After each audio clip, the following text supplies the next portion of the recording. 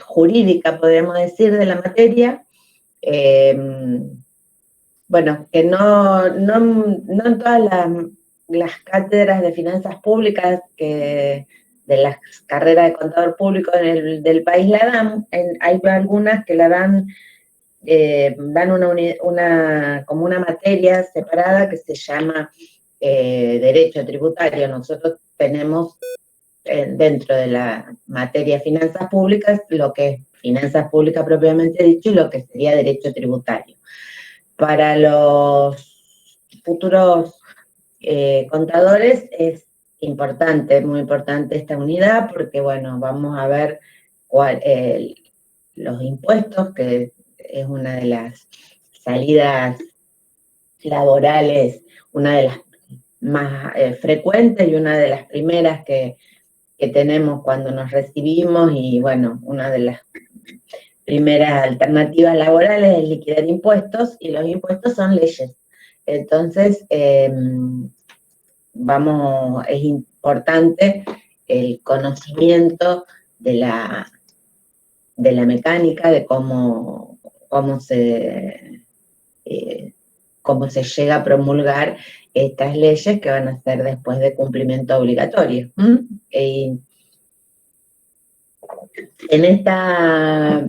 Hoy vamos a ver, digamos, que la unidad está dividida, por un lado, derecho financiero, y después analizamos puntualmente lo que es derecho tributario, es una rama del derecho financiero. El derecho financiero, como vamos a empezar a ver ahora en la presentación, son las normas jurídicas que regulan la actividad financiera del Estado, o sea, todo lo que las actividades que realiza el Estado para obtener ingresos, administrar sus bienes y aplicar esos ingresos a través de los gastos públicos para cumplir con sus fines. Dentro de todas esas actividades y de todas esas ingresos, hay algunos que el Estado los obtiene como si fuera un particular, o sea, vendiendo los bienes de su patrimonio, dándolos a concesión, o aplicando, recaudando en virtud de su poder de imperio, imponiendo tributos a la población. Entonces, el derecho tributario es una parte de ese derecho financiero. Entonces, todo lo que es derecho tributario lo vamos a ver el jueves, hoy vamos a ver derecho financiero. Es probable entonces que la clase de hoy a lo mejor sea un poco más corta, porque de las 5 puntos son 3 de derecho tributario, pero me parecía que es mejor ver todo junto a derecho tributario, aunque nos queden un poquito desbalanceadas las clases, que hoy sea más corta y el jueves un poquito más larga. Así que bueno, voy a empezar, les voy a presentar primero el programa, después voy a cambiar de Power y les voy a hacer la presentación. Vamos a ver si...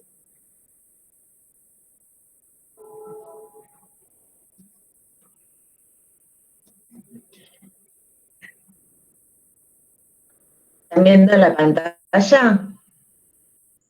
Sí, profe. Sí, profe. Sí, profe. Bueno. Hoy vamos a ver estos primeros 2 puntos, lo que le decía que la unidad 4 tiene 5 puntos. Los primeros 2 respecto a la parte más general de poder financiero y derecho financiero, y después los otros 3 puntos ya hacen específicamente derecho tributario. Entonces, hoy vamos a ver el punto 4.1, poder financiero, concepto, contenido y naturaleza, regulación del poder financiero, y derecho financiero, concepto, contenido, autonomía, disciplinas integrantes, las fuentes, la retroactividad y territorialidad, la interpretación del derecho financiero y las relaciones con otras disciplinas. Así que vamos a ir ahora a ver el otro.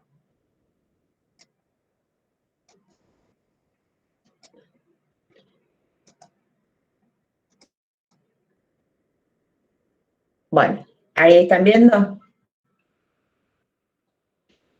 Sí, profe. Se ve bien. Muy bien. Bueno, yo no lo pongo en pantalla completa porque entonces yo puedo de acá ir a la pantalla y verle, aunque sea los circulitos de las caritas, si no, no puedo ver nada. Bueno, entonces, vamos a ver el derecho, vamos a ver la primera parte, que es el poder financiero. Para hablar de poder financiero vamos a recordar lo que vimos en la unidad 1 sobre la actividad financiera del Estado. Porque, bueno, el poder financiero es la potestad que tiene el Estado para llevar adelante dentro de su territorio la actividad financiera del Estado. Entonces, ¿qué era la actividad financiera del Estado? Nosotros vimos en la unidad 1 que la actividad financiera del Estado era justamente todas aquellas actividades por las cuales el Estado se procuraba de recursos para poder después aplicar estos recursos a través de los gastos públicos al cumplimiento de los fines del Estado. Y nosotros decíamos que esta actividad financiera tenía una naturaleza eminentemente económica y política.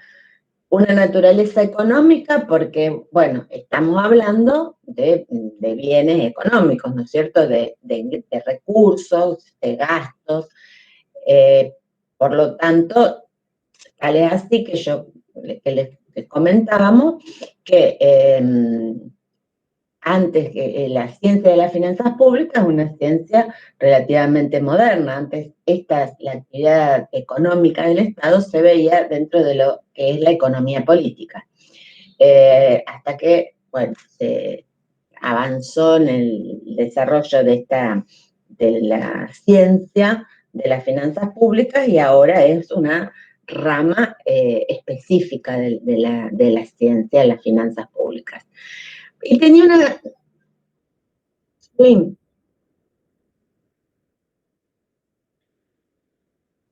Ahí estamos. Ahí está.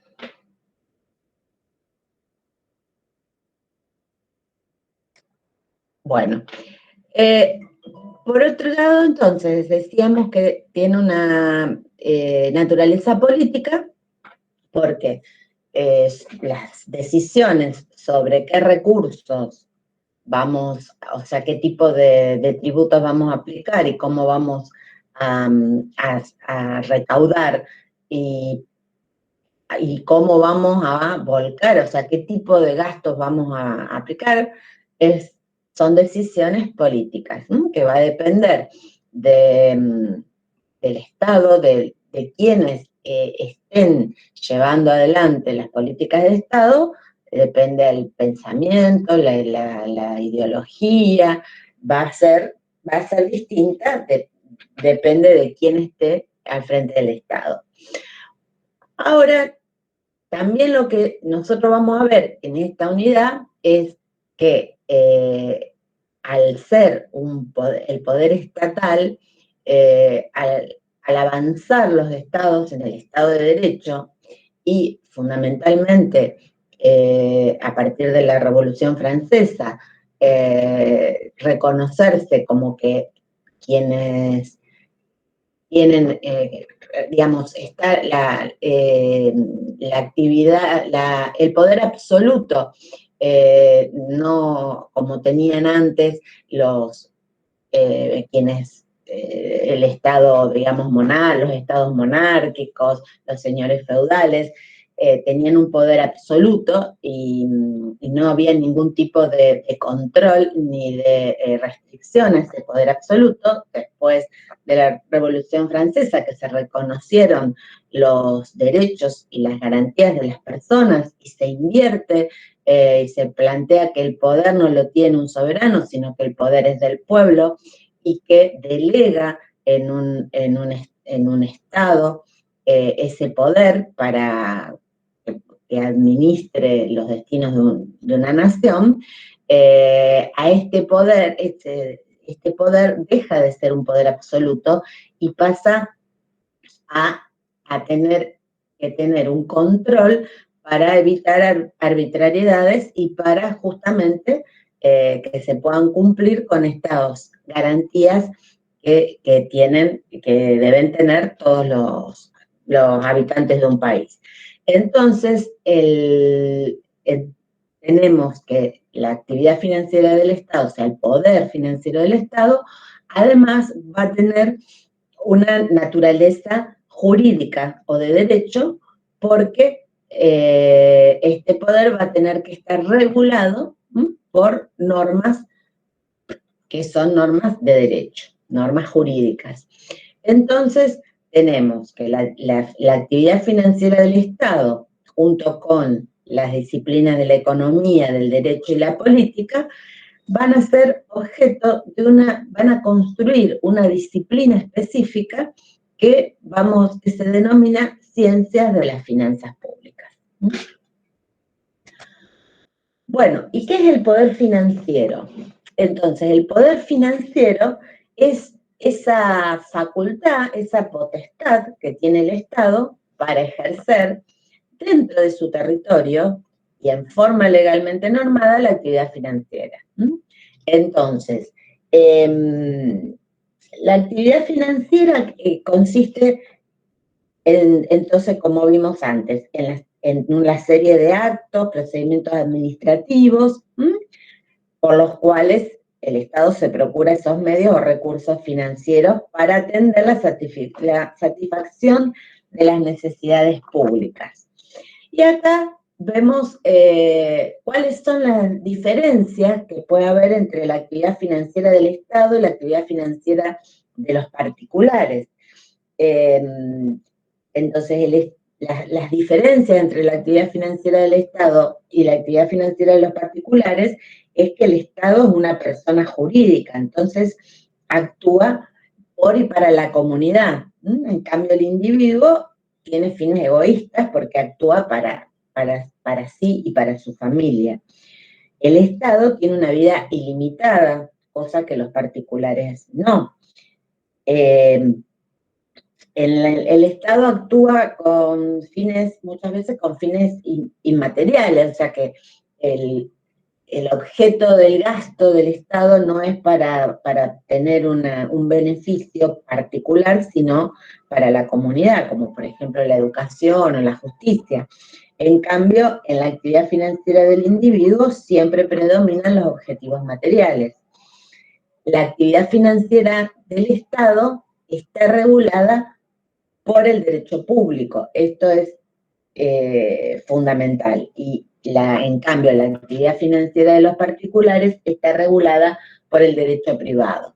Entonces, cuando hablamos de poder financiero del Estado, nosotros nos estamos refiriendo a una actividad que se encuentra dentro del derecho público. Entonces, esta facultad para ejercer la actividad financiera incluye la potestad jurídica de dictar la ley de presupuesto. Profe, disculpe que le interrumpa. Están poniendo en el grupo que no los aceptaron. Un par de chicos.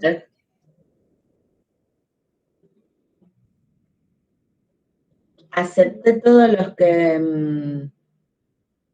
me decían. Capaz que vuelvan a entrar de última. Claro, que prueben entrar ahora, a ver.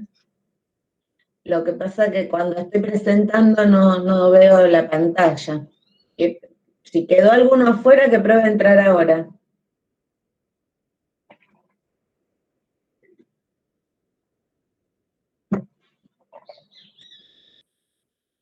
Ahí, a ver todo.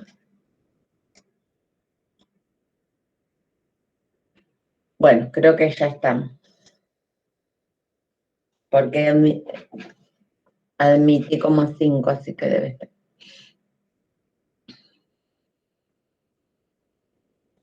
Bueno, entonces, decíamos, que el poder financiero es la facultad o autoridad estatal para ejercer dentro de su territorio y en forma legalmente normada la actividad financiera. Incluye entonces la potestad de dictar la ley de presupuesto, actos conectados con la potestad tributaria y el ordenamiento fiscal, el uso del crédito público y otros recursos monetarios y financieros. Incluye la forma de procurarse recursos, la autorización de gastos a través de la ley de presupuesto, la administración de los bienes públicos y privados, ahora vamos a aclarar esto, y la administración de la deuda pública, control de bancos, crédito bancario, etc. O sea, cuando hablamos de recursos y otros recursos monetarios y financieros, nos estamos refiriendo tanto a los recursos tributarios como a los no tributarios. Ustedes vieron la clase pasada, a ver si alguna me sabe decir cuáles son los recursos tributarios y cuáles los no tributarios. O sea, o la clasificación que tienen que haber visto entre recursos patrimoniales o provenientes del patrimonio del Estado y recursos derivados. Lo pueden haber visto como recursos, la clasificación de los recursos públicos, entre recursos originarios y recursos derivados, o recursos patrimoniales y recursos coactivos. A ver, así no me siento tan sola, que alguien me cuente. Disculpe, profe, está preguntando por entonces los tributarios. Son impuesto, tasa y contribución especial. Muy bien, y esos son los tributarios. Los otros son los patrimoniales, ¿sí?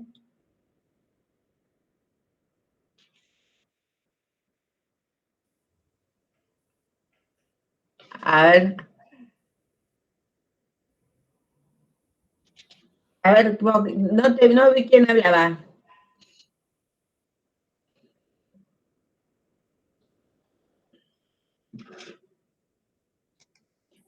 ¿Quién me habló recién? Que no... Sí, disculpe, profe. A ver, Pasa que justo se me cortó, le decía yo.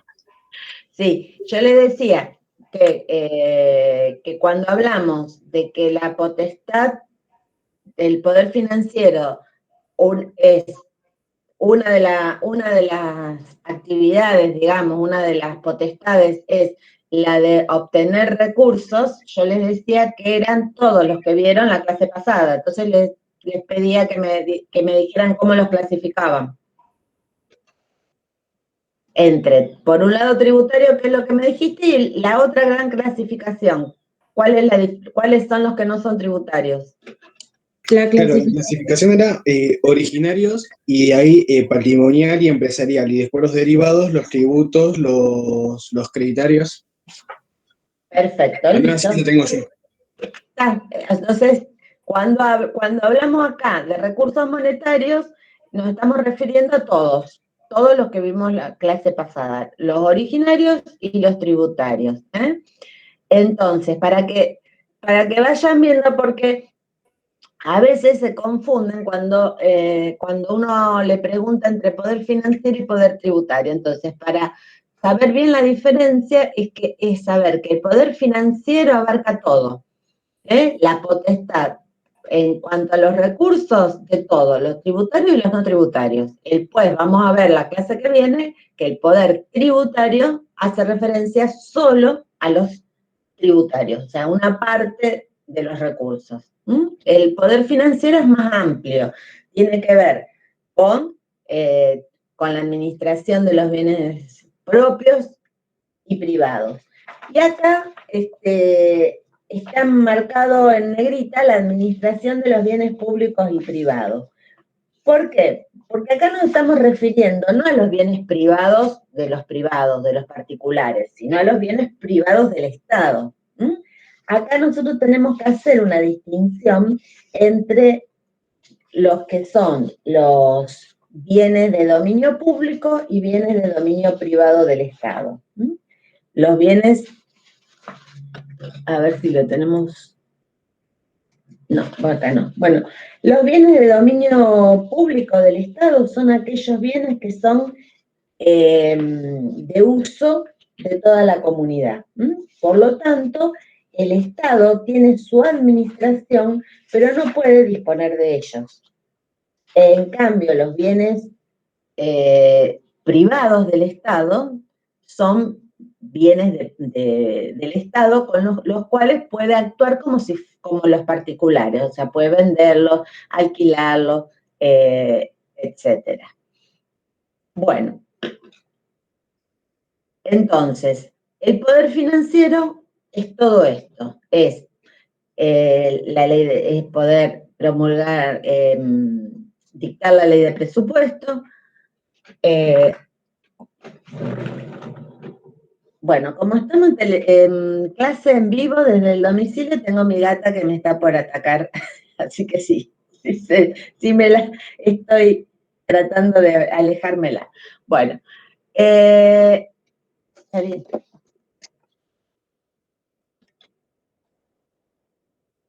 Ahí estamos. Listo. Bueno, entonces, este poder financiero, como les decía, tiene que estar regulado para para evitar los abusos del poder. En los estados modernos existen normas que regulan el poder financiero del Estado. ¿Cuáles son esas normas? En nuestro país tenemos la regulación del poder financiero se da, en principio, por normas que contiene la Constitución Nacional, donde distribuye las potestades tributarias entre la nación y las provincias. Además, contiene, y lo vamos a ver en la clase que viene, principios tributarios constitucionales, que son, bueno, justamente son garantías para los contribuyentes, son límites al poder del Estado que se da desde la Constitución. O sea, que el Estado puede crear impuestos, pero estos impuestos tienen que contener determinados principios que están establecidos en la Constitución. Bueno, la ley anual de presupuesto es una norma, es una ley, una norma jurídica que calcula o prevé los recursos y autoriza los gastos. Esto también es importante que se diferencie. La ley de presupuesto, con los recursos, lo único que hace es un cálculo, una anticipación, una estimación de los recursos que va a obtener el Estado en el año siguiente. Y, en cambio, respecto a los gastos, es una autorización. O sea, todo gasto que efectúe el Estado en el año siguiente tiene que estar previsto en el presupuesto. La Ley de Administración Financiera es otra norma que regula el poder financiero del Estado. La Ley de Administración Financiera contiene normas que deben, respecto a la confección del presupuesto, respecto al crédito público, respecto a la tesorería, le fija una serie de procedimientos que debe realizar el Estado en el uso de sus finanzas. Y la ley de coparticipación federal también es otra norma. La ley de coparticipación federal se refiere a cómo se distribuyen los recursos coparticipables. Esto lo vamos a ver en la unidad 10, pero bueno, nuestro país es un Estado federal y como Estado federal los distintos se compone de distintos estados que tienen autonomía, tanto el Estado nacional como los estados provinciales, y tiene que haber una norma que coordine tanto la aplicación de impuestos como la distribución de esos fondos. Entonces, todas estas normas son normas que componen lo que es la regulación del poder financiero. Y la regulación del poder financiero, todas estas normas componen una rama jurídica que es una rama del derecho público, que es el derecho financiero. Bueno, antes de entrar al poder financiero, vamos a, como les decía, que nuestro país es un país federal en el cual los estados subnacionales o provincias tienen autonomía. Podemos hablar de poder financiero provincial, nacional, provincial y municipal. Y acá hay un debate siempre dentro del marco jurídico que diferencia al poder financiero si es originario o si es delegado. El poder financiero, sobre esto hay distintas opiniones de distintos autores. Esta que mostramos acá es una de las opiniones, que el poder financiero originario lo tienen las provincias en nuestro país. ¿Por qué? Porque en nuestro país la conformación del Estado Nacional fue digamos que las provincias son preexistentes a la nación. En nuestro país existía una confederación que era una unión de provincias y deciden conformar un Estado Nacional. Entonces, las provincias, a través de la Constitución, delegaron poder, que era propio de ellas, a ese Estado Nacional que estaban creando para organizar una nación. Entonces, las provincias tienen el poder originario, irrenunciable e implícito, y todo lo no delegado a la nación a través de la Constitución es conservado por las provincias. La nación tiene el poder financiero que es delegado porque le surge a partir de la Constitución Nacional, o sea, las provincias delegan a través de la Constitución Nacional el poder a la nación. En este punto es que algunos autores consideran que todo poder que es delegado a través de una Constitución lo convierte también en originario. Pero en realidad, el único que tendría ese poder originario es las provincias. Bueno, y los municipios tienen un poder financiero delegado, porque se lo delegan las provincias a través de las constituciones provinciales y, a su vez, este poder financiero delegado que tienen los municipios es revocable, porque los municipios son creados a partir de leyes provinciales, lo cual no pasa con las provincias, el poder de las provincias, o sea, no podría la nación revocarle un poder financiero a las provincias, porque el poder financiero de las provincias es originario. En cambio, las provincias sí pueden revocar el poder financiero a los municipios a través de las constituciones o de leyes. Bueno, ¿cuál es el marco legal del poder financiero nacional? En la Constitución Nacional tenemos que en el artículo 4 se enumeran los recursos del Tesoro. Entonces, el gobierno federal provee los gastos de la nación con los fondos del Tesoro Nacional, formado por los derechos de importación y exportación, la venta o locación de tierras de propiedad nacional, la renta de correos, las demás contribuciones que equitativa y proporcionalmente a la población imponga el Congreso General y los empréstitos y operaciones de crédito que decrete el mismo Congreso para urgencias de la nación.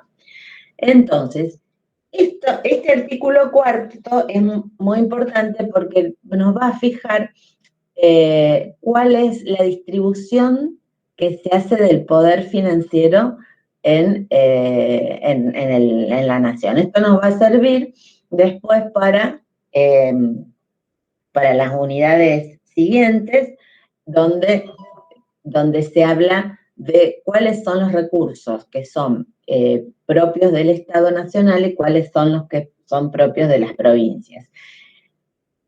Acá nuestra Constitución Nacional hace una distribución del poder tributario entre del poder financiero en realidad, porque acá habla también de la venta o locación de tierras de propiedad nacional, es un recurso originario del Estado. Entonces acá se hace una distribución de la potestad financiera. Al Estado Nacional digamos que le da potestad exclusiva, porque acá no nombra a las provincias, nombra solo al Estado Nacional, le da potestad exclusiva sobre los derechos de importación y exportación, la venta o locación de tierras de propiedad nacional, la renta de correos y las demás contribuciones. O sea, cuando habla de las demás contribuciones, ahora vamos a ver el artículo 75, donde acá sí estamos hablando de tributos. Y el artículo 75 le da competencia a la compartida con respecto a los tributos indirectos a la nación y a las provincias, y le otorga una facultad exclusiva a las provincias respecto a los tributos llamados directos. Bueno, pero esto lo vamos a ir retomando en varias de las unidades que vamos a dar de la materia. Bueno, entonces, el derecho financiero es el conjunto de normas jurídicas que regulan la actividad financiera del Estado, que regulan los organismos que la ejercen, los medios por los cuales se exterioriza y el contenido de las relaciones jurídicas que originan. El derecho financiero es una rama del derecho público.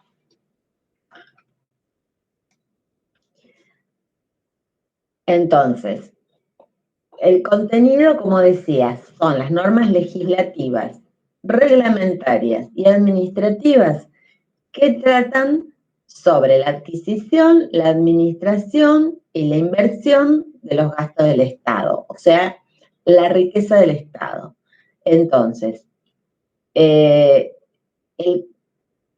¿cuáles son las normas que contienen estas normas legislativas? La agrupamos en ramas, y ahora vamos a ver por qué las agrupamos en lo que en derecho se denominan ramas. Entonces, el contenido del derecho financiero son estas regulaciones que podemos agrupar en derecho presupuestario, que trata todas las normas que regulan el dictado de la ley de presupuesto. Entonces, las normas que regulan esta actividad las tenemos en la Constitución Nacional, en la Ley de Presupuesto, en la Ley de Administración Financiera del Estado y puntualmente la Ley de Presupuesto, que es la que nos va a autorizar los gastos para el año siguiente. Después tenemos el derecho presupuestario, el derecho tributario. El derecho tributario contiene todas las normas que regulan la actividad del Estado en cuanto a la aplicación y obtención de los tributos. Que esto lo vamos a ver puntualmente el jueves, todo lo que es derecho tributario. Después tenemos la rama del derecho financiero patrimonial. Esta sería la gestión patrimonial del Estado. O sea, las normas que regulan cómo el Estado debe actuar para gestionar su patrimonio. O sea, si quiere vender un bien, cómo que debe hacer, si tiene que hacer una licitación pública, si lo hace de acuerdo al monto, lo puede hacer de forma directa, como si quiere dar una concesión sobre un bien del Estado. O sea que el Estado no se maneja como los particulares, ni siquiera respecto a sus bienes propios. Tiene que seguir un procedimiento que está normado y regulado por normas que las agrupamos en lo que denominamos derecho financiero patrimonial.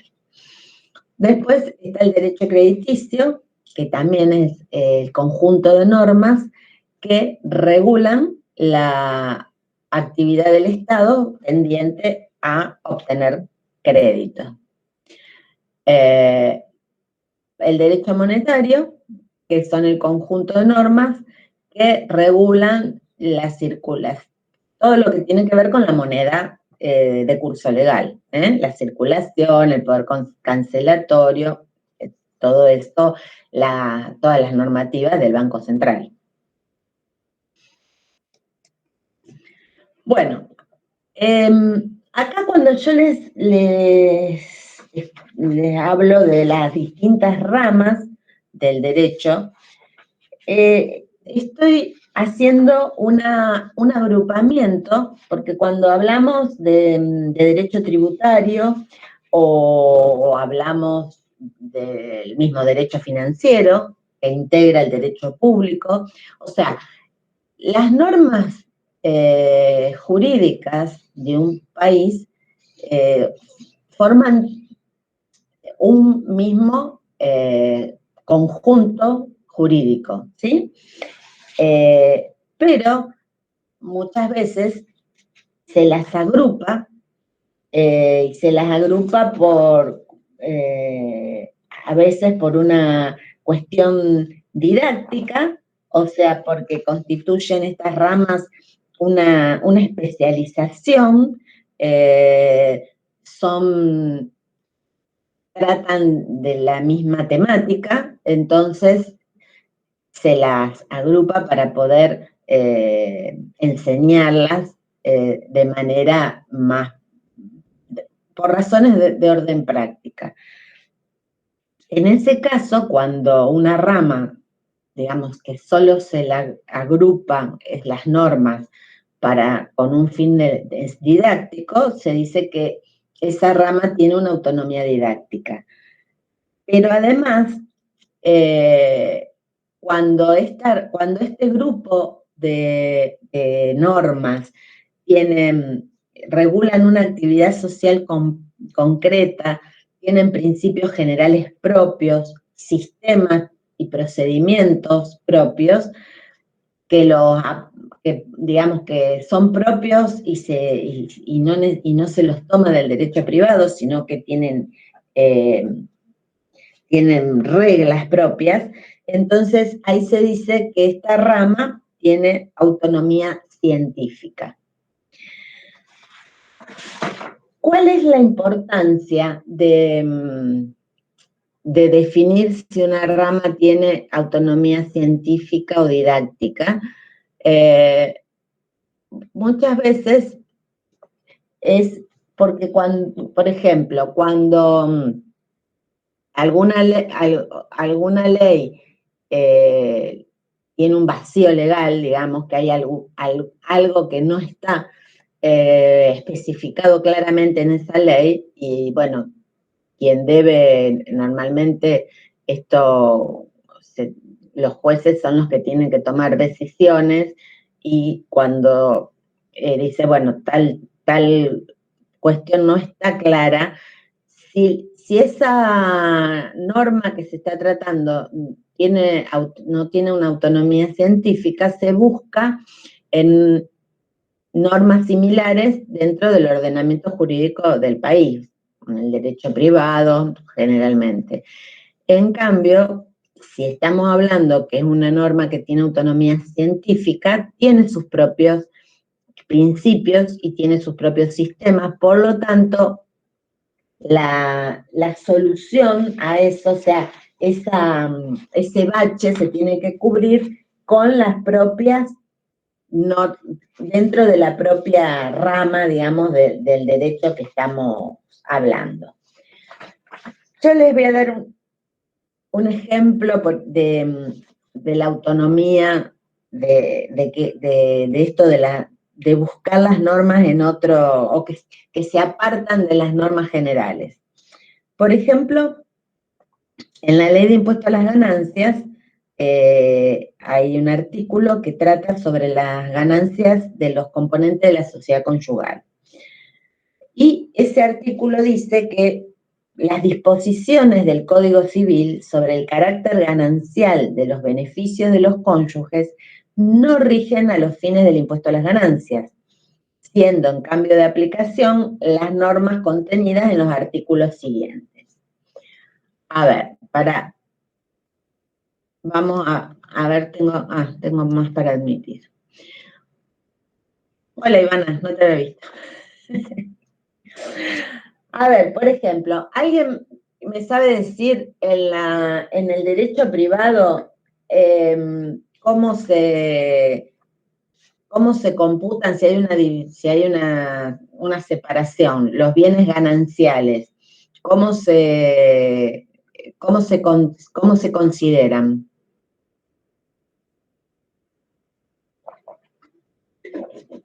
A ver, bueno, yo tengo los nombres acá, así que les voy a dividen a la mitad la masa de los gananciales. Muy bien, se dividen por la mitad. Ahora, la Ley de Impuesto a las Ganancias dice claramente que no se aplican las normas del Código Civil, sino que se corresponde atribuir a cada cónyuge los bienes provenientes de sus actividades personales.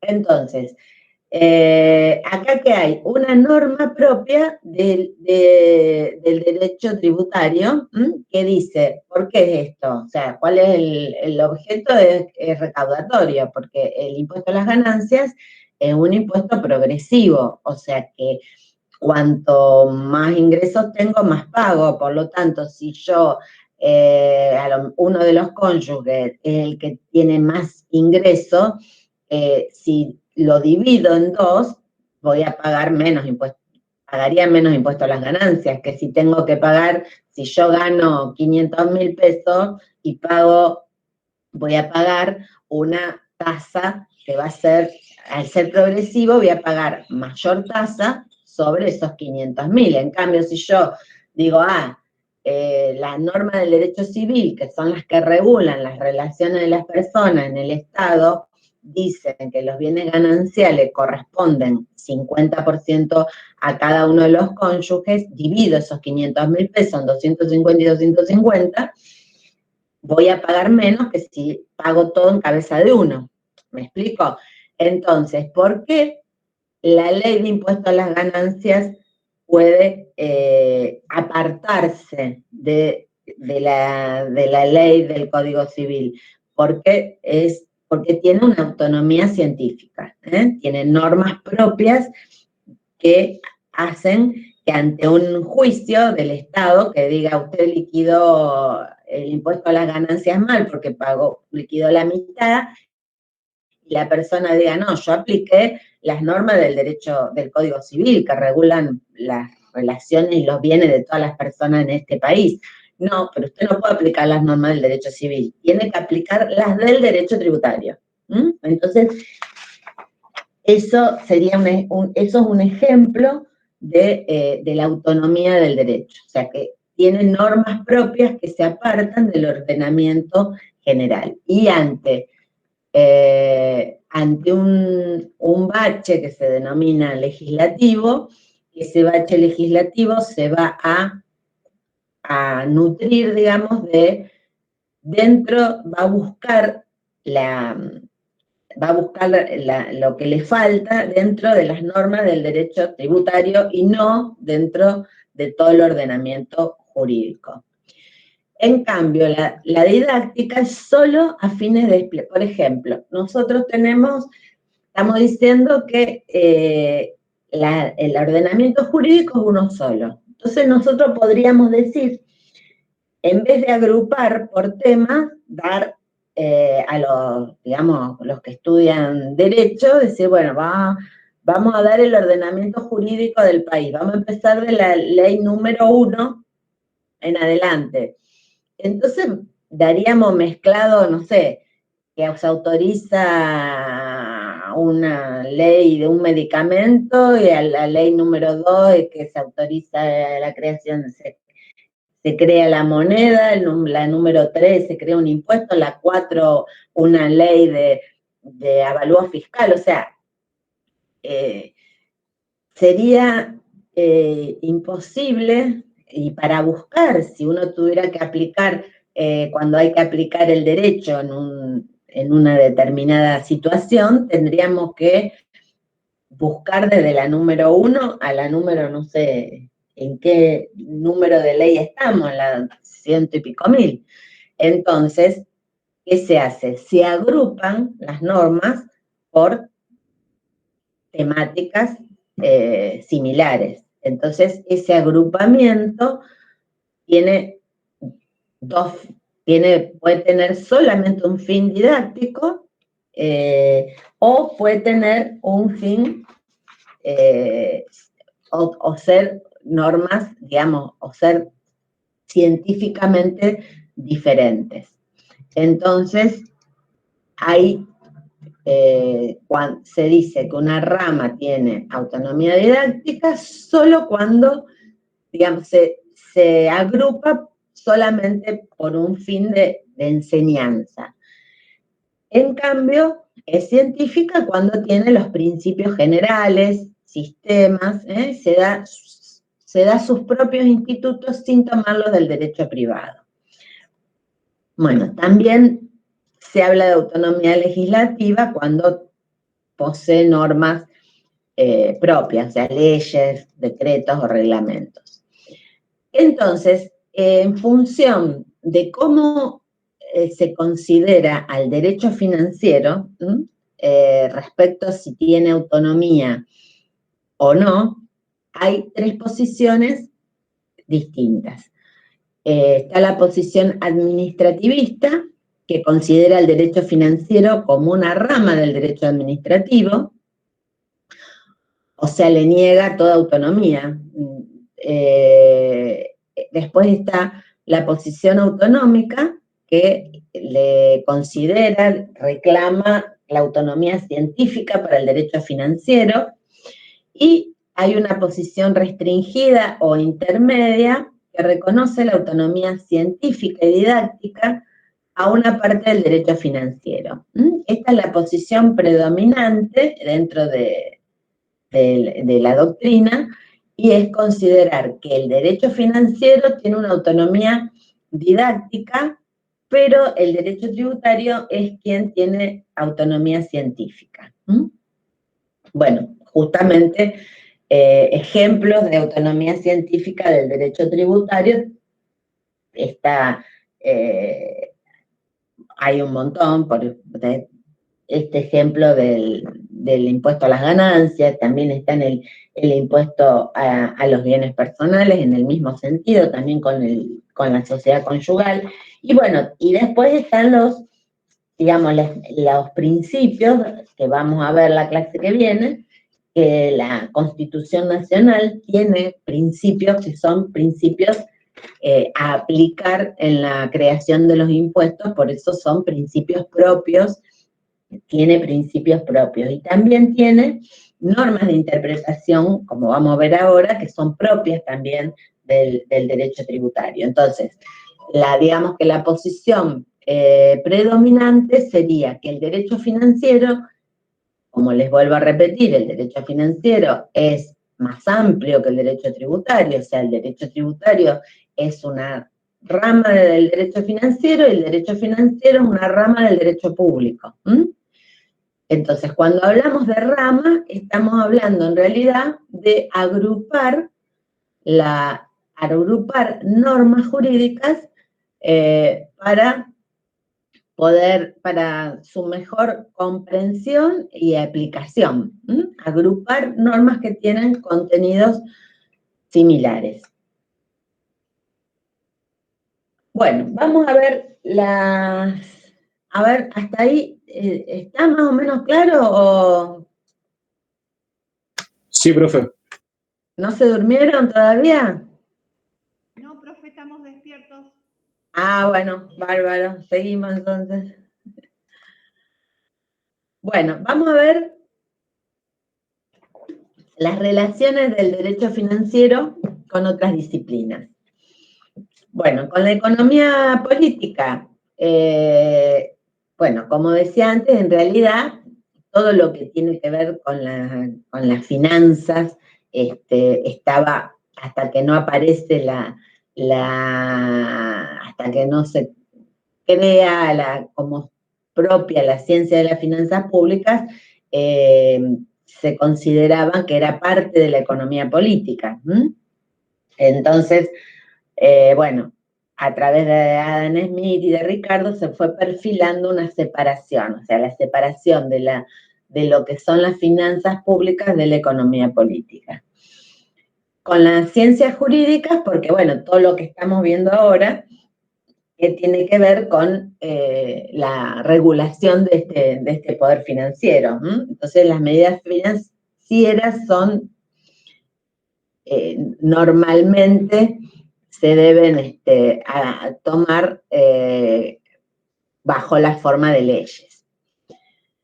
Y ejemplos tenemos, bueno, el derecho administrativo. Dentro de las ciencias jurídicas tenemos con el derecho administrativo por la identidad del sujeto, o sea, porque el derecho administrativo contiene las normas que regulan la forma de proceder de la administración pública. O sea, por ejemplo, cómo proceder ante una licitación. El derecho administrativo es el que estudia y fija todos estos procedimientos. Con el derecho constitucional, porque el derecho constitucional tiene justamente las normas que, por ejemplo, el derecho financiero, el derecho constitucional son todas las normas que la Constitución contienen referidas al poder financiero del Estado, y son las que le ponen los límites al poder financiero, como son los principios de la imposición, que vamos a ver la clase que viene respecto a las limitaciones que tiene el Estado para imponer los tributos, o sea, los principios que deben contener los tributos, las normas sobre moneda, la libre circulación territorial, las atribuciones respecto a la materia nuestra, ¿no? Respecto a las finanzas, de las atribuciones del Congreso, del jefe de gabinete, del Poder Ejecutivo. Bueno, después también hay relaciones con el derecho procesal, que es quien fija procedimientos, los procedimientos de aplicación, percepción y determinación de los recursos financieros. Con el derecho penal, bueno, con el derecho penal justamente por la violación de las leyes tributarias. Después esto lo vamos a ver también el jueves. En principio, o sea, no, la violación de las leyes tributarias no se trataban en el derecho penal, o sea, se consideraban no como delito, sino como contravención. O sea, la contravención es cuando uno, no sé, si va a velocidad alta, que no depende, ¿no es cierto? Si yo en vez de 60 voy a 65 en una calle, cometo una contravención, me van a aplicar una multa. Ahora, si en vez de 60 voy a 120 y paso los semáforos en rojo, probablemente eso ya pase de ser una contravención a ser un delito, porque estoy poniendo en riesgo, bueno, en este caso, el caso del tránsito, estoy poniendo en riesgo vidas humanas. En el caso del después de los años 90, se crea la ley penal tributaria, y acá es un antes y un después. O sea, cuando no se consideraba delito, se consideraban, digamos, la violación de... Estamos hablando, cuando digo violación de leyes tributarias, estamos hablando de evasión, centralmente. Evasión, no sé, contrabando, que es, digamos, hacer fuera de lo que fija la ley, pero que no estoy poniendo en riesgo la vida de nadie, entonces no se consideraba violando digamos, no se consideraba delito. A partir de los 90 se genera toda una jurisprudencia o un cambio en el pensamiento, no solo, digamos, a nivel mundial, donde se plantea que cuando el nivel de esta evasión, de esta violación de las normas del Estado referidas a las normas que rigen los tributos, cuando superaba determinado monto, ya dejaba de ser una contravención y pasaba a ser un delito. Todo lo que es delito es penado con cárcel, ¿no? Entonces ya estamos en el terreno del derecho penal. Por eso es, digamos, relativamente nuevo que el derecho penal tenga que ver con el derecho financiero, pero es así. Después lo vamos a ver mejor en la otra clase. Bueno, y con el derecho privado, porque algunas veces, no en el derecho tributario, pero sí en el derecho financiero, cuando algunas de las normas no están claras en algunas leyes, como el derecho privado es el que rige las conductas y las relaciones de las personas en el país, cuando el Estado actúa como un sujeto particular con sus bienes privados, como un sujeto particular, comprando, vendiendo, involucra las normas del derecho privado. Bueno, con la política es lo que le decía, que las decisiones de en qué gastar y qué recaudar, qué tipo de impuestos, son decisiones políticas que tienen que ver con, justamente con la orientación que tiene el Estado. Bueno, con la estadística, porque permite programar, permite planificar a partir de la obtención de datos. Con esa obtención de datos se pueden hacer proyecciones, se pueden hacer, evaluar las consecuencias de la actuación del Estado. Con la contabilidad pública, bueno, acá tengo porque se deben registrar de manera clara y precisa todos los ingresos y gastos del Estado, porque esto permite justamente el control de esta actuación del Estado. Después lo vamos a ver que después del presupuesto está la cuenta de inversión, donde se debe manifestar en qué realmente presupuesto es lo que está antes, o sea, en qué se tiene que gastar, y la cuenta de inversiones es lo que se gastó efectivamente. Digamos, ese registro se hace a través de la contabilidad pública. Bueno, vamos a ver las que son las fuentes del derecho financiero. O sea, nosotros vimos que el derecho financiero es el conjunto de normas que regulan la actividad financiera del Estado.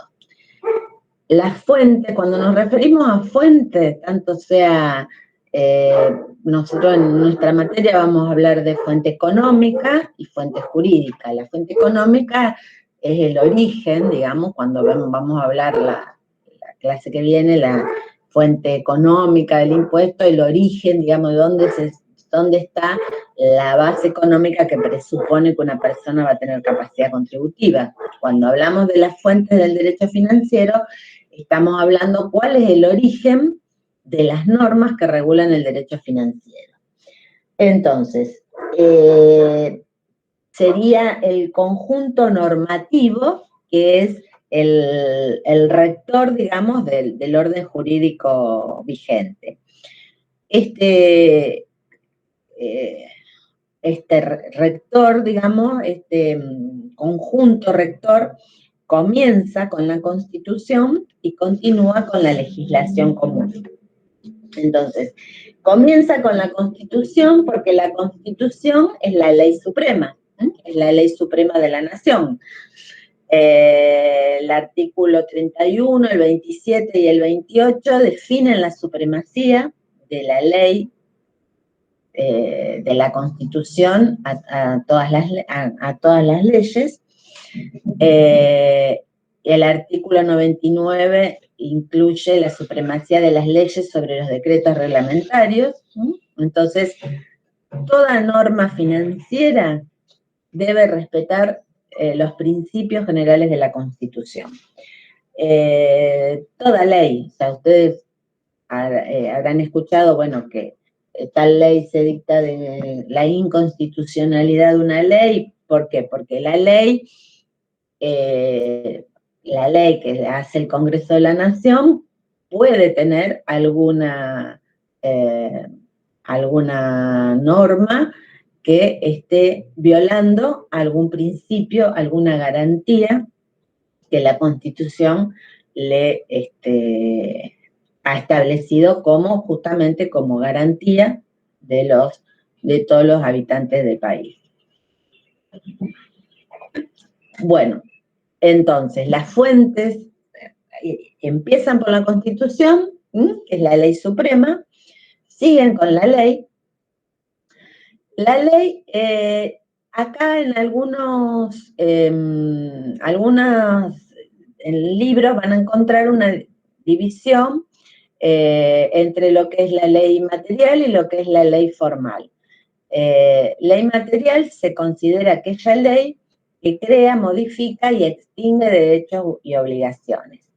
Y como ley formal, aquella que no crea, modifica ni extingue derechos. O sea, una ley formal es una ley que se realizó siguiendo todos los procedimientos de la ley, o sea, fue aprobada por el Congreso, pero no crea derechos. Por ejemplo, un ejemplo de ley en sentido formal puede ser nombrar a un ciudadano ilustre. Eso o sea, no está generando derechos o obligaciones en nadie. Otro ejemplo de ley formal es la ley de presupuesto, que hay veces para que uno de los principios justamente de la ley de los principios presupuestarios es que por la ley de presupuesto no pueden crearse impuestos. Entonces, un ejemplo, la ley formal, la ley de presupuesto sería una ley formal, porque no digamos, una ley que autoriza gastos del Estado y calcula o estima recursos, pero no genera obligación. No es lo mismo que la ley de un impuesto, que sí está creando obligaciones. Y cuando una ley se dice que es una ley en sentido material solo, y no es formal, quiere decir que aquella ley que se la denomina ley, pero en realidad no siguió el procedimiento establecido por la Constitución para crear una ley. Eso, cuando una ley se dice ley en sentido material, estamos hablando de los decretos leyes que no fueron emitidos por el Congreso de la Nación. La mayoría de las leyes son leyes en sentido material y formal, o sea que son leyes que fueron establecidas por la Constitución Nacional, pero además crearon derechos y obligaciones. Bueno, además de la ley, los decretos se los considera fuente del derecho financiero.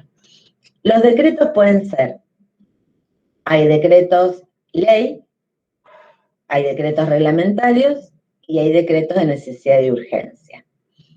Los decretos ley son los decretos, o sea, son las leyes que no siguieron el procedimiento establecido en la Constitución Nacional. En general, son todas aquellas leyes que fueron dictadas en épocas de la dictadura, donde el Congreso estaba suprimido y las leyes las emitía el Poder Ejecutivo.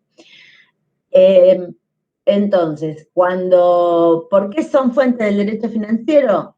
Si no son leyes creadas de acuerdo a la Constitución, porque esto se debatió cuando se recupera la democracia en 1983.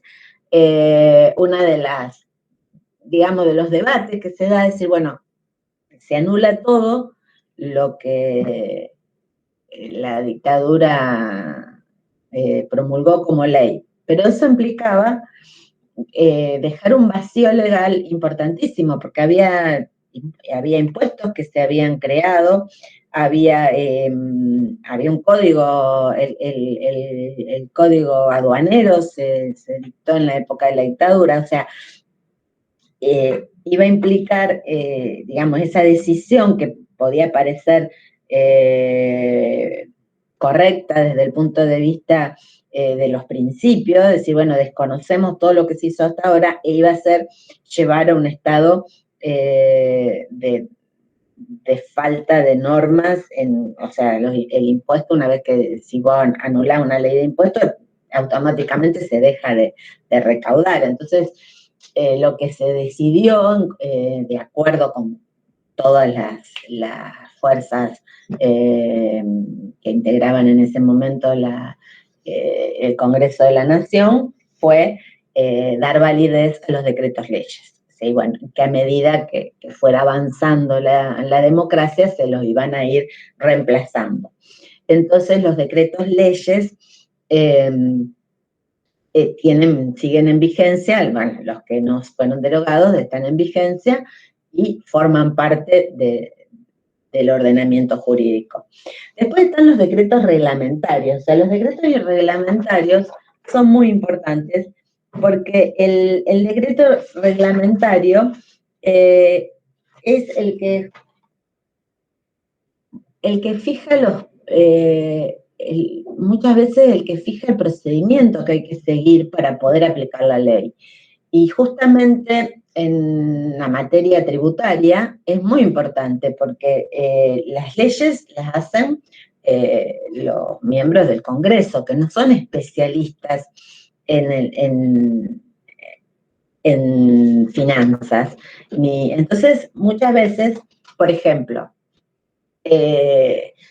hay una catástrofe natural, o ahora, por ejemplo, que estamos viviendo esta situación dramática de la pandemia, donde se suspenden actividades Y entonces, bueno, el Congreso de la Nación, desde su punto de vista de político, dice, bueno, hay que auxiliar a aquellas empresas que se les cierra que tienen que cerrar la actividad y tienen que empleados, los impuestos, ¿cómo hacemos? Bueno, vamos a decretar una ayuda, muy bien. Después eso hay que llevarlo a la práctica para que pueda ponerse en funcionamiento. Entonces el decreto reglamentario lo que hace es aquel órgano del Estado que está relacionado con la temática, por ejemplo, si se dice, bueno, vamos a auxiliar a los gastronómicos, que está todo cerrado, vamos a sacar una ayuda para los empleados gastronómicos. Muy bien, entonces eso que va al Ministerio de Trabajo, donde va a determinar cuáles son las condiciones, qué van a tener que, a quiénes, qué van a tener que presentar, dónde se van a tener que inscribir. Entonces, todas esas bajada a la realidad, digamos, de la ley, la hace el Poder Ejecutivo a través de un decreto reglamentario. ¿Cuál es el requisito de esos decretos reglamentarios? Que no pueden modificar sustancialmente la ley. O sea, lo que tienen que hacer es hacer real poder aplicar la ley, pero no por el decreto reglamentario pueden modificar las condiciones esenciales de la ley.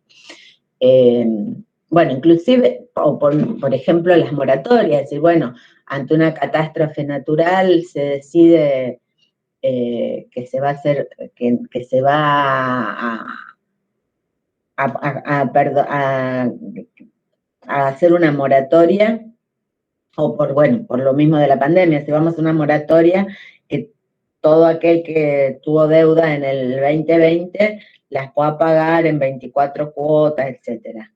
Después hay que fijar, bueno, qué se hace a través de un aplicativo, a través de la página de la FIP, en un formulario web, las cuotas se van a hacer por débito automático de una cuenta, tienen donde se pone la CBU, todo eso, bueno, en ese caso, si estamos hablando de una moratoria, lo va a determinar la FIP.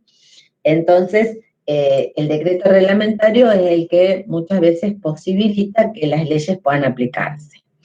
Y los decretos de necesidad de urgencia, el decreto de necesidad de urgencia está regulado en el artículo 99 de la Constitución, que es cuando no hubiera posibilidad de reunir el Congreso y ante un hecho de urgencia se le autoriza a emitir disposiciones legislativas al Poder Ejecutivo. Pero este artículo 99, si bien autoriza al Poder Ejecutivo a emitir disposiciones de carácter legislativo, les leo la parte esta porque dice: el Poder Ejecutivo no podrá en ningún caso, bajo pena de nulidad absoluta e insanable, emitir disposiciones de carácter legislativo.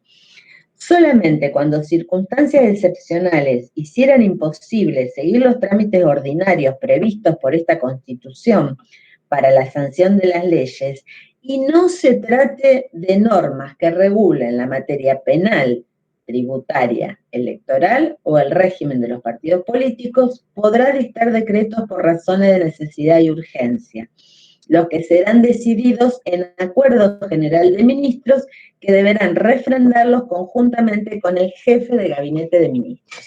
O sea, ¿qué dice la Constitución? Que no podrás tratarse de normas que regulen la materia penal, tributaria, electoral. O sea que, por más que se estén en situación de emergencia nacional, el Poder Ejecutivo no puede emitir disposiciones, o sea, no puede dictar normas de carácter tributario. Es absolutamente inconstitucional. Por eso, a veces está el debate cuando, por ejemplo, tampoco se puede aumentar una alícuota, porque la alícuota forma parte forma parte esencial de lo que es una ley. Entonces, todo lo que es tributario tiene que ser hecho a través del Congreso de la Nación. Bueno, los tratados internacionales. A ver, ustedes hicieron derecho constitucional. Alguien que me diga cuando el tratado internacional está aprobado por el Congreso de la Nación, ¿en qué orden lo ubicarían? En este que estamos viendo, de la Constitución, la ley, los decretos. ¿Tiene fuerza cómo? O sea, tiene mayor, si hay una disposición de una ley que viola una norma del tratado internacional, ¿qué se aplica, la ley o el tratado internacional? Está a la par de la Constitución Nacional. Muy bien. Una vez que el tratado internacional está aprobado por el Congreso de la Nación, tiene carácter constitucional. ¿Y por qué lo vemos nosotros en nuestra materia? ¿En qué norma de tratado internacional ha afectado, por ejemplo, el Tratado Internacional de Costa Rica, que trató fundamentalmente de los derechos y garantías de las personas, legisló que nadie puede ser condenado sin sentencia previa. A partir de esa norma internacional, se creó el organismo, o sea, todo lo que tiene que ver con los impuestos nacionales los trata la ley, los juzgados federales, porque son normas nacionales. Entonces, estaba lo que se denomina el pague y después repita, o sea, si un ciudadano tenía no estaba de acuerdo con alguna determinación de oficio de la AFIP, el único camino que tenía era la justicia federal. Para la justicia, o sea, el hecho de iniciar un trámite judicial no implicaba que se suspenda la actuación del organismo fiscal. O sea, que el organismo fiscal, si uno no paga, viene la intimación y después viene hasta el embargo y la ejecución fiscal. Entonces, los ciudadanos tenían que pagar y después solicitar la repetición de eso que habían pagado en la justicia.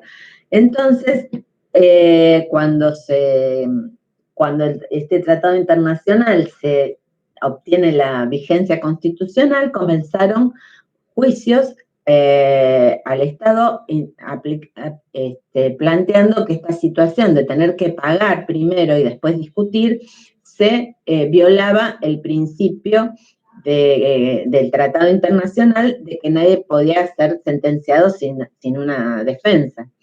Entonces se crea lo que es el Tribunal Fiscal de la Nación. O sea, el Tribunal Fiscal de la Nación, que es un organismo al cual el contribuyente puede recurrir a la justicia federal o al organismo fiscal. Es un organismo especializado en los tributos de la nación. Entonces, para poder actuar ante este organismo hay que pagar unas tasas, pero no es necesario pagar lo que el Estado le demanda, sino puede primero,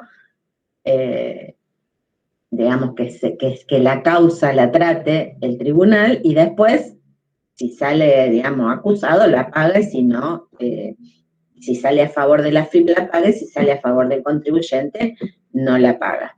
Entonces, ese es un ejemplo que como un tratado internacional que amparó un derecho hizo que en la cuestión de los tributos tuviera que modificarse cómo se venía actuando. Bueno, y después, acá se habla de otras fuentes, las leyes, los convenios multilaterales, la doctrina, la jurisprudencia. Estas serían todas el conjunto que digamos, regula el derecho financiero. Bueno, acá el programa nos habla de retroactividad y territorialidad. Retroactividad se refiere a la retroactividad de las leyes. O sea, las leyes, ¿qué dice el Código Civil? El Código Civil dice que las leyes no tienen efecto, o sea, que las leyes rigen a partir de la sanción por el Poder Ejecutivo o a los 8 días de la publicación, si no se vetó. Pero, o sea, que las leyes en general rigen a partir de su entrada en vigencia. Pero, ¿qué dice el Código Civil? Dice, salvo disposición en contrario, o sea, que le da la posibilidad al Poder Ejecutivo al Poder Ejecutivo o al Poder Legislativo, mejor dicho, de que estas leyes en determinadas circunstancias puedan aplicarse hacia atrás. Entonces, este punto en derecho financiero es discutible. Entonces, digamos, se ha dado todo un debate dentro de la doctrina respecto de la retroactividad de las leyes en finanzas públicas. O sea, en la aplicación concretamente en la aplicación de los tributos. Esto, bueno, en principio se ha determinado que siempre que si se aplican en forma retroactiva no pueden afectar derechos amparados por garantías constitucionales, como por ejemplo el derecho de la propiedad. Entonces, ¿a qué nos referimos con esto? O sea, si esto se da mucho en los impuestos provinciales, por ejemplo, modificación de alícuotas, que se hace una ley y bueno, no se pusieron de acuerdo en diciembre y la ley la promulgan en marzo respecto a incrementar la tasa del impuesto inmobiliario y se aplica desde enero. Entonces, eso es muy común, o sea, nos parece que no sería lógico crear un impuesto nuevo y aplicarlo para atrás, pero lo que sí sucede muchas veces es esto. Generalmente en las administraciones provinciales o municipales modifican las alícuotas o modifican las bases de la evaluación y la aplican retroactivamente a partir del 1 de enero, generalmente en los impuestos que son anuales. Entonces, habría un principio que si digamos, el contribuyente pagó de buena fe el impuesto que le habían enviado el Estado, no podrían intentar cobrarle una diferencia, porque ahí sí estarían afectando el derecho de uno al haber pagado de buena fe, ya cumplió con esa deuda. Entonces no podrían estar reclamándole una deuda ante un hecho ya consumado, digamos. Entonces, en principio, pero bueno, en principio no deberían ser retroactivas las leyes que crean tributos. Bueno, y cuando hablamos de territorialidad, la territorialidad se refiere a que, bueno, a que el poder financiero era la facultad de legislar en el ámbito de su territorio. Pero con el tema de la internacionalización y la complejidad de las relaciones comerciales, generalmente las leyes tienen efectos de extraterritorialidad. O sea, se extiende el término de territorio. El territorio ya no solo es lo físico, sino que también, o sea, hay distintos criterios para definir este concepto de legislar en el ámbito de su territorio. Y ahí es que hablamos que hay un criterio que es social, un criterio político y el criterio económico. O sea, las leyes pueden aplicar definir que la aplicación del tributo se va a hacer a todo aquel que reside en el país, independientemente de su nacionalidad, o puede decir que va a aplicar un impuesto a todos los ciudadanos, independientemente de si los ingresos los obtienen dentro de su territorio o fuera de su territorio. Entonces, la definición de qué criterio de territorialidad va a tener el legislador va a implicar que muchas veces va a haber conflictos de doble imposición, porque si yo estoy aplicando un impuesto a quienes, a todo aquel ciudadano o residente, a todo aquel residente en el país, por las rentas que obtiene en nuestro país y en el extranjero, y las rentas que esta persona obtiene en el extranjero, en el país donde obtiene la renta, el país toma el criterio de que va a gravar todo aquel que realiza una actividad en ese país, independientemente de su nacionalidad y de dónde resida, evidentemente esa actividad va a estar gravada por los dos países. Entonces vamos a tener un problema de doble imposición o de múltiple imposición. Entonces, bueno, es uno de los aspectos que hay que tener en cuenta, que bueno, acá habla del criterio de renta mundial, que bueno, justamente es eso, o sea, es captar, porque los países que hacen, tratan de captar la mayor cantidad de renta. Entonces, si las leyes de impuesto a las ganancias, generalmente para los residentes en el país, quedan sometidas a la ley, tanto las que se obtienen en el país como las que se obtienen en el extranjero, ¿no es cierto? Bueno, vamos a ver la interpretación del derecho financiero. ¿Qué significa interpretar? ¿Por qué hay que interpretar las leyes? O sea, primero, ¿quiénes deben interpretar las leyes? A ver, si están ahí todavía. ¿Qué les parece? Los jueces. Muy bien, los jueces. ¿Y por qué tienen que interpretar las leyes? Porque las leyes no siempre están claras.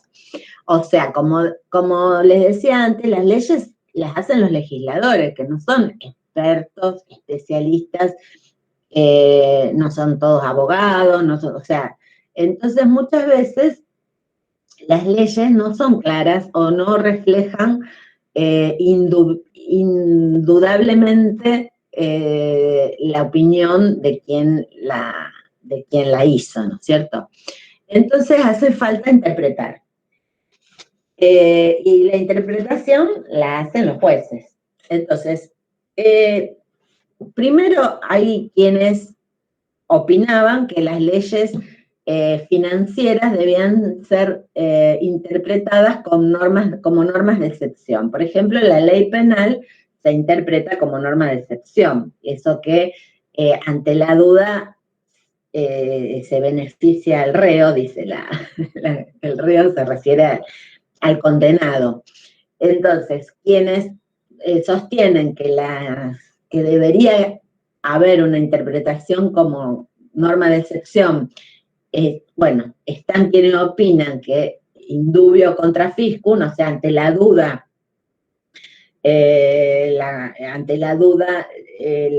se debe beneficiar al contribuyente, y indubio pro fiscum, o sea, ante la duda se debe beneficiar al fisco. Pero hoy por hoy ya, digamos, está aceptado que las normas de interpretación del derecho financiero y fundamentalmente del derecho tributario, que son las que tienen mayor cantidad de apelaciones o de causas en la justicia, se debe aplicar siguiendo los métodos ordinarios que se siguen en cualquiera de las leyes. Estos métodos de interpretación son el método literal. El método literal es el que surge de las palabras de la ley, sin ampliar ni restringir el alcance. En general, se dice que este debería ser el método ideal para interpretar las normas tributarias, que en lo posible, si estuviera claro, debería atenerse a las palabras de la ley. El método lógico es el que plantea, o sea, el que indaga qué quiso decir la ley, o sea, busca el espíritu de la ley. Para eso analiza la ley en cuestión en el marco, en relación a otras disposiciones que forman la legislación del país y los principios constitucionales. Este método puede ser extensivo o restrictivo, o sea, extensivo si a partir de la interpretación dice más de lo que dice la ley, o restrictivo si a partir de la interpretación dice menos. Por ejemplo, un ejemplo de análisis del método lógico podría ser si hay una exención del impuesto del IVA por ejemplo, al pan. Entonces, la ley de IVA dice que está exento el pan blanco, textual, dice así, el pan blanco. El pan común blanco, muy bien. Un panadero hace pan integral y hace pan no común, sino hace pan, no sé, pónganle como se llamen, lácteado. Pan lácteado y pan integral. Y este panadero no paga el IVA por las ventas de este pan lácteado y pan. Entonces, la AFIP le hace una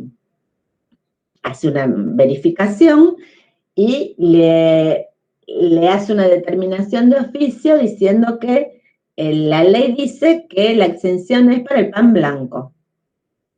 Y considera que que tiene que pagar todo lo que no pagó por la venta de los otros tipos de panes. Bueno, esto llega a la justicia. Entonces, una forma aplicando el método lógico, el juez puede indagar respecto a otras leyes que hablen de, no sé, por ejemplo, al código alimentario, a ver la definición de pan, y si el juez interpreta que el pan lactal y el pan, bueno, como dije, esas otras dos clases de panes se asimilan al pan blanco, estaría haciendo una interpretación extensiva de la ley de IVA. En cambio, si él interpretara que no es lo mismo, y le daría la razón al organismo recaudador, estaría haciendo una interpretación restrictiva. ¿Se entiende más o menos el criterio del método lógico?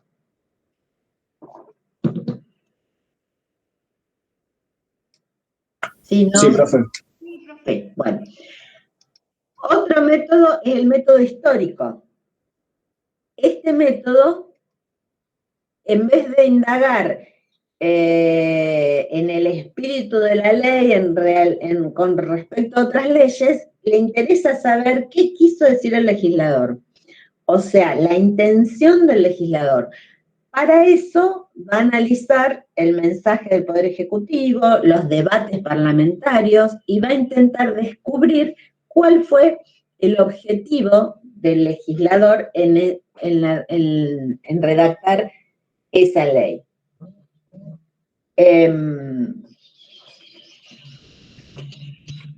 Bueno, a ver, por acá tengo un ejemplo.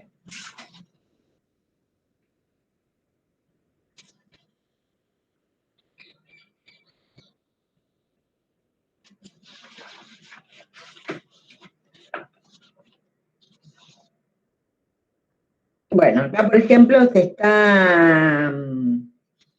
es un fallo donde se está cuestionando la aplicación, creo que era del impuesto a la ganancia mínima presunta. Entonces, por ejemplo, digamos, la Cámara, esto es el dictamen de la Procuración General, dice que puede afirmarse, primero, que la ley que establece el impuesto aquí cuestionado no contiene una redacción clara y precisa, circunstancia que demuestra una deficiente técnica legislativa. Entonces, bueno, acá dice que en ese sentido, cuando la falta de claridad de las normas examinadas generan interpretaciones encontradas, para una adecuación de esta controversia resulta imprescindible desentrañar cuál es el presupuesto de hecho que adopta la ley. Entonces, resulta esclarecedor acudir al contenido de mensaje de elevación del proyecto de ley al Parlamento y a las opiniones expuestas por los legisladores. Entonces, que con conformidad con el criterio expuesto por esta Corte, las opiniones de los legisladores y lo discutido en las comisiones parlamentarias constituyen una fuente legítima de interpretación. Entonces, en virtud de esta discrepancia y, digamos, teniendo en cuenta lo que los legisladores habían querido hacer, dictaminan. Eso es el método histórico. El método evolutivo surge como digamos, quieren utilizar el método histórico, pero cuando las leyes son muy viejas y la discusión en el recinto y la opinión de los legisladores se lleva a 1930, entonces plantean que lo que debiera tomarse en cuenta sería qué opinaría el legislador hoy, digamos, en la actualidad. Bueno, la mayoría cuestiona este método de interpretación porque dice que ya, digamos, ya interpretar la ley, uno ya se aleja de la letra de la ley, pero además interpretar qué hubiera dicho si estuviéramos en este momento es prácticamente legislar de nuevo, el juez estaría legislando por él, digamos, estaría tomando posición él. Entonces, como que este método se lo critica, que en realidad no debería aplicarse en las normas para definir una cuestión en las normas tributarias.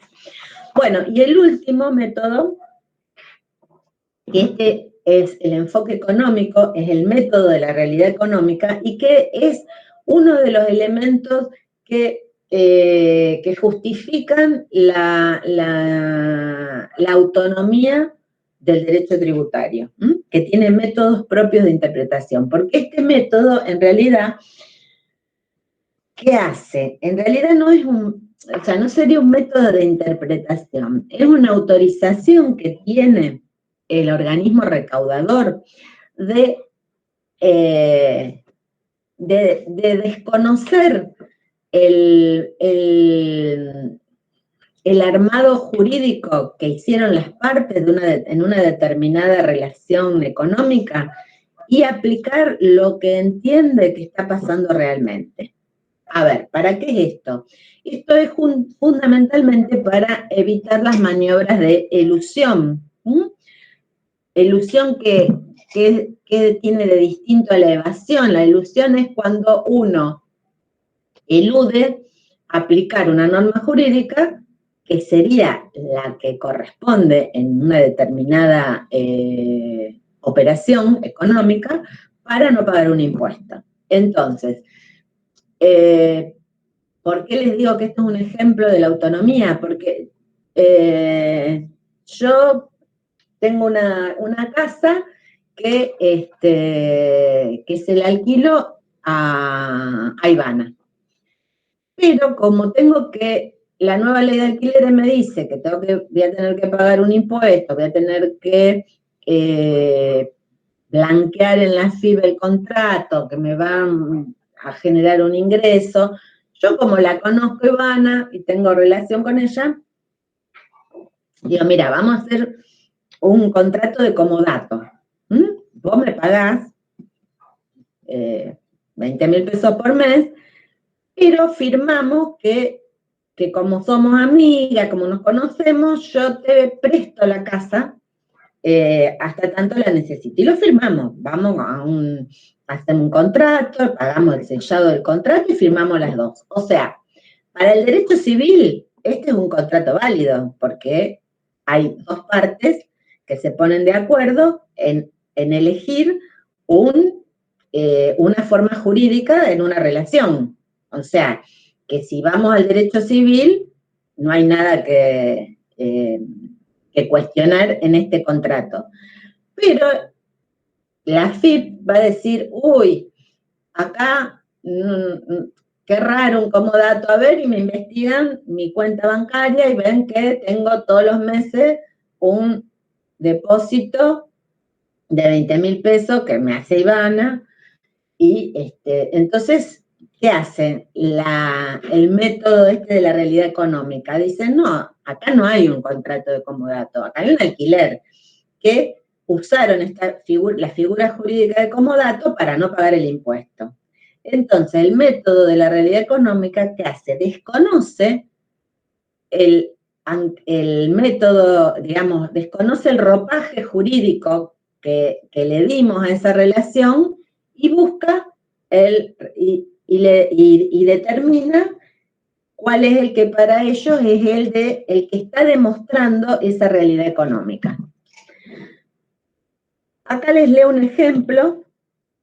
Esto es un fallo del Tribunal Fiscal de la Nación y es un caso emblemático en materia de la aplicación del criterio de realidad económica. La empresa en cuestión es la empresa Parke Davis, es una multinacional que, esta multinacional en su balance tenía una sucursal en nuestro país y en realidad no era una sucursal, sino que habían constituido una sociedad anónima y el 99,95% del capital accionario de esa sociedad anónima constituida en el país era de Parke Davis del extranjero. Y en los balances deducían como gastos un importante porcentaje en concepto de regalías pagadas por el uso del servicio y la fórmula a favor de la empresa nacional. Entonces, ¿qué hace? El fisco desconoce, dice que no corresponde esa deducción, porque no estaban pagando regalías, sino que estaban remitiendo al exterior utilidades, que la empresa era la misma y que estaba, digamos, usando su propia fórmula. Entonces la empresa desconoce esa deducción y le intima pagar esa diferencia del impuesto.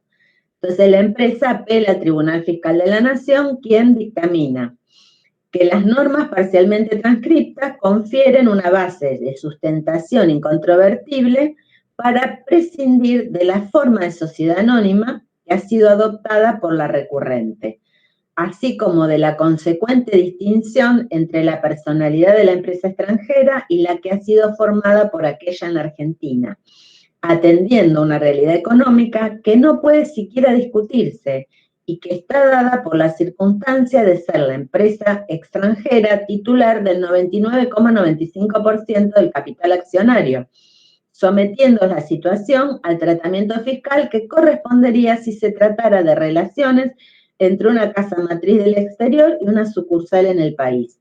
Supuesto en el que no resultaría pertinente la acreditación entre ellas de suma alguna por concepto de regalías, toda vez que tal circunstancia, la casa matriz del exterior sería la titular del 100% del capital de su sucursal en el país, y los suministros de fórmulas químicas no serían más que la consecuencia propia del riesgo de su inversión en la República. Entonces, el tribunal, aplicando el criterio de la realidad económica, se aparta de lo que la empresa había fijado y le fija ese nuevo, o sea, le desconoce esas deducciones. Por lo tanto, el fisco tiene la potestad de, porque esto se lo da la ley la ley de procedimiento fiscal, le otorga la potestad de interpretar de acuerdo a la realidad económica las relaciones entre las personas. Así que ustedes, cuando sean contadores, ojo, no les sugieran cualquier cosa a sus clientes, porque si se puede mostrar que el fisco puede prescindir de estas relaciones que no son las adecuadas, de acuerdo al criterio fiscal, y aplicar las que realmente corresponden. Lo mismo los casos de los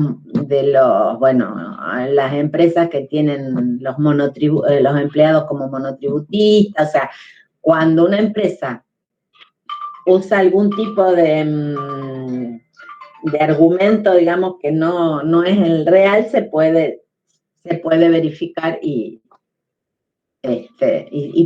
tiene la potestad de desconocerlo. Bueno, por hoy dejamos, porque ya después viene todo lo que tiene que ver con el derecho tributario. Les pido que pongan, a medida que se van yendo, el apellido, el nombre, así... Ya tomé asistencia, Patri, perdón. Ya tomé con el Meet. Bueno, ahora me funciona. Ay, después me explicas cómo es. Dale, sí. Bueno, listo, entonces, nos vemos el jueves. Chao, profe. Gracias, nos vemos.